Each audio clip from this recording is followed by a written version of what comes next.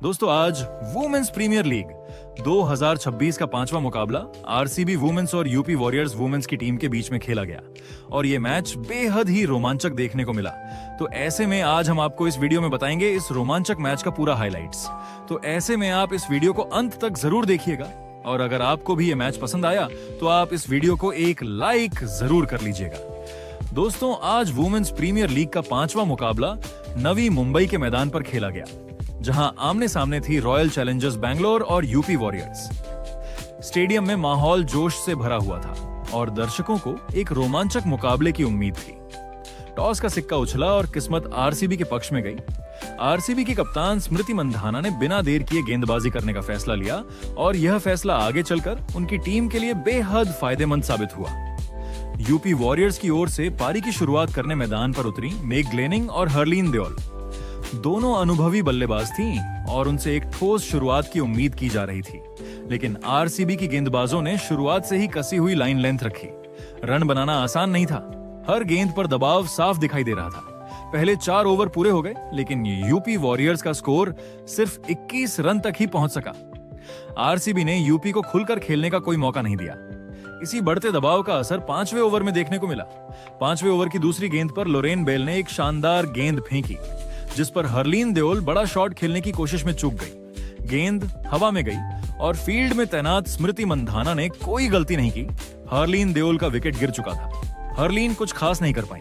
उन्होंने 14 गेंदों का सामना करते हुए सिर्फ 11 रन बनाए, जिसमें 2 चौके शामिल थे। यूपी वॉरियर्स का स्कोर अब 1 विकेट के नुकसान पर 36 रन हो गया था। हरलीन के आउट होने के बाद बल्लेबाजी के लिए फोबी लिचफील्ड मैदान पर आईं। उनसे तेज रन बनाने की उम्मीद थी, लेकिन आरसीबी का दबाव लगातार बना रहा। पावर प्ले के आखिरी ओवर में लीचफील्ड के बल्ले से श्रेयांका पाटिल के खिलाफ बेग तो बेग 2 चौके देखने को मिले। इस तरह से पावर प्ले में यूपी वॉरियर्स की टीम ने 36 रन बनाए। वही 7वां ओवर काफी शांत रहा और रन गति में कोई खास बढ़ोतरी नहीं हो पाई। इसके बाद 8वें ओवर के लिए गेंदबाजी करने आई श्रेयांका पाटिल। ये ओवर यूपी वॉरियर्स के लिए बेहद महंगा साबित हुआ। श्रेयांका ने ओवर की दूसरी ही गेंद पर यूपी वॉरियर्स की कप्तान मेग ग्लेनिंग को पवेलियन की राह दिखा दी। मेग ग्लेनिंग एक बड़ी पारी खेलने में नाकाम रही। उन्होंने 21 गेंदों में केवल 14 रन बनाए। कप्तान के आउट होते ही यूपी वॉरियर्स की मुश्किलें और बढ़ गईं। इसी ओवर की आखिरी गेंद पर श्रेयांका पाटिल ने एक और झटका दिया। फोबी लिचफील्ड ने बड़ा शॉट खेलने की कोशिश की, लेकिन गेंद सीधे स्मृति मंधाना के हाथों में चली गई। लीचफील्ड ने 11 गेंदों में 20 रन बनाए थे, लेकिन उनकी पारी भी यहीं समाप्त हो गई। 8 ओवर के बाद यूपी वॉरियर्स का स्कोर 50 रन पर 3 विकेट हो चुका था। इसके बाद 9वें ओवर के लिए गेंद थामी नादिन डिक्लर्क ने। उन्होंने आते ही यूपी वॉरियर्स पर कहर बरपाना शुरू कर दिया। पहली ही गेंद पर उन्होंने किरण नवगिरे को आउट कर दिया। नवगिरे बड़ा शॉट खेलने के चक्कर में बाउंड्री लाइन पर कैच आउट हो गई। ये विकेट यूपी के लिए बड़ा झटका था। किरण नवगिरे से यूपी वॉरियर्स को काफी उम्मीदें थीं, लेकिन किस्मत ने उनका साथ नहीं दिया। उन्होंने 3 गेंदों में सिर्फ 5 रन बनाए। बस यही नहीं, इसी ओवर में एक और बड़ा झटका यूपी को लगा। बल्लेबाजी के लिए आई श्वेता सहरावत से टीम को संभलने की उम्मीद थी, लेकिन नादिन डिक्लर्क की ओवर की दूसरी ही गेंद पर वह अरुंधति के हाथों कैच आउट हो गईं। श्वेता सहरावत सिर्फ 1 गेंद ही खेल पाईं और बिना खाता खोले पवेलियन लौट गईं। 9वां ओवर खत्म होते होते यूपी वॉरियर्स ने 50 रन पर अपने 5 विकेट गंवा दिए थे। अब क्रीज पर 2 नई बल्लेबाज दीप्ति शर्मा और ड्रेंड्रा डोटीन क्रीज पर थी। 10 ओवर की समाप्ति तक यूपी का स्कोर 56 रन 5 विकेट के नुकसान पर हो गया। 12वें ओवर के लिए गेंद थामी लिंडसे स्मिथ ने। उन्होंने अपनी लाइन और लेंथ पर शानदार नियंत्रण दिखाया और शुरुआत से ही बल्लेबाजों को खुलकर खेलने का मौका नहीं दिया। हालांकि ओवर की चौथी गेंद पर दीप्ति शर्मा ने अपनी क्लास दिखाई और एक शानदार चौका जड़ दिया, लेकिन इसके अलावा इस ओवर में कोई बड़ा शॉट देखने को नहीं मिला। स्मिथ ने बेहद कसी हुई गेंदबाजी करते हुए पूरे ओवर में सिर्फ 8 रन ही खर्च किए। वही 14वें ओवर के लिए गेंदबाजी करने आई अरुंधति रेड्डी। उन्होंने भी अपनी जिम्मेदारी को बखूबी निभाया। सटीक लाइन और धीमी गेंदों के मिश्रण से उन्होंने बल्लेबाजों को पूरी तरह जकड़ लिया। बल्लेबाज हाथ खोलना चाहते थे, लेकिन हर बार गेंदबाज उनसे एक कदम आगे नजर आई। इस ओवर में अरुंधति रेड्डी ने मात्र 4 रन दिए और दबाव को और बढ़ा दिया। इसके बाद कप्तान ने अगले ओवर के लिए श्रेयांका पाटिल को गेंद सौंपी। ये ओवर मैच का टर्निंग पॉइंट साबित हुआ। हालांकि शुरुआत अच्छी नहीं रही और उन्होंने एक्स्ट्रा के रूप में 2 वाइड और एक नो बॉल दे दी, लेकिन असली कहानी इसके बाद शुरू हुई। डिएंड्रा डॉटिन ने मौके को पहचाना और श्रेयांका पाटिल पर आक्रामक रुख अपनाया। उन्होंने एक शानदार चौका लगाया और फिर उसी ओवर में एक दमदार छक्का जड़ दिया। अचानक से स्टेडियम का माहौल बदल गया। रन गति तेज हो गई और टीम का स्कोर 91 रन तक पहुंच गया। अब साफ था कि बल्लेबाज आखिरी ओवरों में ताबड़तोड़ बल्लेबाजी करना चाहते हैं। अगले ओवर के लिए गेंदबाजी में वापस नादिन डिक्लर्क को बुलाया गया, लेकिन इस बार किस्मत बल्लेबाजों के साथ थी। पहली ही गेंद नो बॉल निकली और दीप्ति शर्मा को फ्री हिट मिली। दीप्ति ने इस मौके को बिल्कुल नहीं गंवाया और फ्री हिट पर शानदार चौका जड़ दिया। इसके बाद उन्होंने सिंगल और डबल लेकर पारी को आगे बढ़ाया और स्ट्राइक रोटेट करती रहीं। इसी ओवर में यूपी वॉरियर्स के 100 रन भी पूरे हो गए और दीप्ति शर्मा तथा डिएंड्रा डॉटिन के बीच अर्धशतकीय साझेदारी भी पूरी हो गई। ये साझेदारी उस वक्त आई जब टीम को इसकी सबसे ज्यादा जरूरत थी। 16वें ओवर के लिए कप्तान ने फिर से अरुंधति रेड्डी पर भरोसा जताया, लेकिन इस बार डॉटिन पूरी तरह लय में नजर आ रही थी। ओवर की दूसरी ही गेंद पर उन्होंने कवर के ऊपर से एक बेहद खूबसूरत चौका जड़ दिया। यह शॉट न सिर्फ रन के लिहाज से अहम था, बल्कि आत्मविश्वास बढ़ाने वाला भी था। दीप्ति शर्मा भी अब पूरी तरह सेट हो चुकी थीं। दोनों बल्लेबाजों ने क्रीज पर सहज दिख रहे थे और गेंदबाजों पर दबाव साफ झलकने लगा था। अब पारी में सिर्फ 3 ओवर बाकी थे।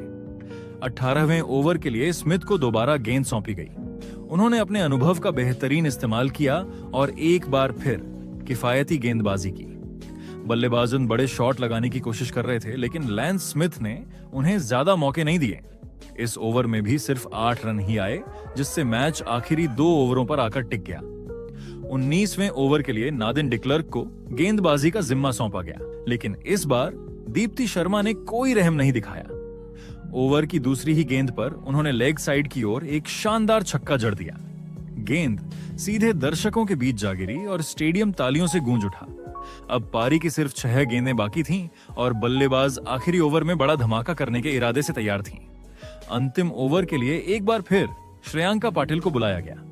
ओवर की पहली ही गेंद पर डिएंड्रा डॉटिन ने सामने की ओर एक जबरदस्त छक्का जड़ दिया। इसके बाद ओवर की तीसरी और आखिरी गेंदों पर दीप्ति शर्मा ने लगातार 2 शानदार चौके लगाए। गेंदबाज पूरी तरह दबाव में आ चुकी थीं और बल्लेबाज हर गलती का पूरा फायदा उठा रही थीं। इस तरह यूपी वॉरियर्स ने अपनी पारी का अंत 143 रन पर 5 विकेट के नुकसान के साथ किया। दीप्ति शर्मा ने नाबाद 45 रन की बेहतरीन पारी खेली, जिसमें 5 चौके और 1 छक्का शामिल था। दूसरी ओर डॉटिन ने भी नाबाद 40 रन की शानदार पारी खेलकर टीम को मजबूत स्कोर तक पहुंचाया। अब रॉयल चैलेंजर्स बैंगलोर के सामने जीत के लिए एक 144 रन का लक्ष्य था। 144 रनों के लक्ष्य का पीछा करने उतरी रॉयल चैलेंजर्स की टीम पूरे आत्मविश्वास से भरी हुई नजर आ रही थी। पारी की शुरुआत करने के लिए कप्तान स्मृति मंधाना के साथ ग्रेस हैरिस मैदान पर उतरी। सामने गेंद थामे थीं दीप्ति शर्मा। पहली ही गेंद पर ग्रेस हैरिस ने अपने इरादे साफ कर दिए। दीप्ति शर्मा की गेंद को उन्होंने पूरे आत्मविश्वास के साथ कवर के ऊपर से चौके के लिए भेज दिया और अपना खाता खोला। जिसके बाद ओवर की आखिरी गेंद पर भी ग्रेस हैरिस ने एक और शानदार चौका जड़ दिया। पहले ही ओवर में 10 रन आ चुके थे और रॉयल चैलेंजर्स की शुरुआत बिल्कुल वैसी ही थी जैसी वे चाहती थी। स्मृति मंधाना ने भी ज्यादा देर इंतजार नहीं किया। उन्होंने अपनी पहली ही बाउंड्री के साथ रन खाते की शुरुआत की। क्लासिक कवर ड्राइव पर निकला चौका देखकर ऐसा लगा मानो गेंद उनके बल्ले से चिपक कर निकली हो। दोनों बल्लेबाज पावर प्ले की शुरुआत बड़े आत्मविश्वास और आक्रामक अंदाज में कर रही थीं। हर गेंद पर रन लेने की मंशा साफ दिख रही थी और यूपी वॉरियर्स के फील्डरों पर दबाव बढ़ता जा रहा था। तीसरा ओवर लेकर आई शिखा पांडे। इस ओवर की पहली 2 गेंदों पर स्मृति मंधाना ने अपने अनुभव और टाइमिंग का शानदार प्रदर्शन किया। पहली गेंद पर एक बेहतरीन छक्का और अगली ही गेंद पर एक जोरदार चौका। स्टेडियम में तालियों की गूंज फैल गई। हालांकि इसके बाद शिखा पांडे ने शानदार वापसी की और लाइन लेंथ में सुधार करते हुए रन गति को थोड़ी देर के लिए रोकने की कोशिश की, लेकिन नुकसान तब तक हो चुका था। ग्रेस हैरिस और स्मृति मंधाना दोनों ही यूपी वॉरियर्स के गेंदबाजों को आड़े हाथों ले रही थीं। हर डीली गेंद को सजा मिल रही थी और अच्छी गेंदों पर भी सिंगल या डबल निकाल लिए जा रहे थे। जिसके बाद चौथे ओवर में गेंदबाजी करने आई क्रांति गौड़ को स्मृति मंधाना ने खास निशाना बनाया। इस ओवर में उन्होंने लगातार 3 शानदार चौके जड़े। यहां से मैच पूरी तरह रॉयल चैलेंजर्स के पक्ष में झुकता हुआ नजर आने लगा। 5 ओवर की समाप्ति तक यूपी वॉरियर्स 3 अलग अलग गेंदबाजों से गेंदबाजी करवा चुकी थी, लेकिन कोई भी गेंदबाज रनों पर लगाम नहीं लगा पा रहा था। पावर प्ले का आखिरी ओवर डालने के लिए आईं डिएंड्रा डॉटिन। यूपी वॉरियर्स को उम्मीद थी कि शायद इसी ओवर में कोई विकेट मिल जाए और मैच में वापसी की एक छोटी सी उम्मीद जगी, लेकिन इस ओवर की शुरुआत ही उनके लिए किसी बुरे सपने से कम नहीं थी। डिएंड्रा डॉटिन ने पहली ही गेंद नो बॉल फेंक दी और इस फ्री हिट पर ग्रेस हैरिस ने शानदार चौका जड़ दिया। ये चौका यूपी वॉरियर्स के हौसलों पर और बड़ा प्रहार था। इसके बाद ग्रेस हैरिस ने गियर बदल लिया। इस ओवर में उन्होंने लंबे लंबे शॉट खेलने शुरू कर दिए। एक के बाद एक शानदार छक्के और चौके देखने को मिले। गेंद मानो हवा में उड़ रही थी और फील्डर सिर्फ दर्शक बनकर रह गए थे। इसी ओवर में ग्रेस हैरिस ने मात्र 22 गेंदों में अपना अर्धशतक पूरा कर लिया। ये पारी ताकत, टाइमिंग और आत्मविश्वास का बेहतरीन उदाहरण थी। डिएंड्रा डॉटिन ने इस छठे ओवर में 32 रन लुटा दिए और इसी के साथ 6 ओवर की समाप्ति पर रॉयल चैलेंजर्स का स्कोर 78 रन तक पहुंच गया। पावर प्ले खत्म होते होते मैच लगभग एक तरफा हो चुका था। वही 7वें ओवर में स्मृति मंधाना ने सोफी एक्लेस्टोन को भी नहीं बख्शा। उन्होंने शानदार फुटवर्क का इस्तेमाल करते हुए 2 बेहतरीन चौके जड़े। इन शॉट्स में उनकी क्लास और अनुभव साफ झलक रहा था। ग्रेस हैरिस दूसरे छोर से लगातार स्ट्राइक रोटेट कर रही थीं और मौका मिलते ही बड़े शॉट खेल रही थीं। 8वें ओवर में रॉयल चैलेंजर्स ने टीम के 100 रन पूरे कर लिए। इसी ओवर में स्मृति मंधाना और ग्रेस हैरिस के बीच शतकीय साझेदारी भी पूरी हो गई। ये साझेदारी इस रन चेज की रीढ़ साबित हुई। अब रॉयल चैलेंजर्स को जीत के लिए मात्र 35 रनों की जरूरत थी और दोनों बल्लेबाज पूरी तरह से क्रीज पर सेट थी। अब स्मृति और हैरिस दोनों बल्लेबाजन उसी आत्मविश्वास और आक्रामक अंदाज में खेल रही थी। ग्रेस हैरिस तो जैसे रुकने का नाम ही नहीं ले रही थी। सामने गेंदबाजी के लिए सोफी एक्लेस्टोन आई और उनकी पहली ही गेंद पर ग्रेस ने कदमों का शानदार इस्तेमाल करते हुए गेंद को सीधा दर्शकों के बीच भेज दिया। हालांकि इसके बाद सोफी एक्लेस्टोन ने जबरदस्त वापसी की। दूसरी तरफ स्मृति मंधाना लगातार स्ट्राइक रोटेट कर रही थीं और उनका अर्धशतक अब बस कुछ ही रनों की दूरी पर था। तभी गेंदबाजी के लिए फिर से दीप्ति शर्मा आईं। ओवर की पहली ही गेंद पर स्मृति मंधाना ने कवर के ऊपर से शानदार चौका जड़ दिया। गेंद सीमा रेखा पार करते ही जैसे रॉयल चैलेंजर्स की जीत तय हो गई। अब लक्ष्य तक पहुंचने के लिए सिर्फ 13 रन बाकी थे और गेंदें भी भरपूर थीं। अब गेंदबाजी की जिम्मेदारी शिखा पांडे के हाथों में थी। ओवर की पहली गेंद पर ग्रेस हैरिस ने एक और जोरदार चौका जड़ दिया, लेकिन क्रिकेट अनिश्चितताओं का खेल है। इसी ओवर की चौथी गेंद पर ग्रेस हैरिस ने बड़ा शॉट खेलने की कोशिश की और गेंद सीधे मेघ लैनिंग के हाथों में चली गई। ग्रेस हैरिस की शानदार पारी का यही अंत हुआ। उन्होंने 40 गेंदों में 85 रनों की विस्फोटक पारी खेली, जिसमें 10 चौके और 5 गगनचुंबी छक्के शामिल थे।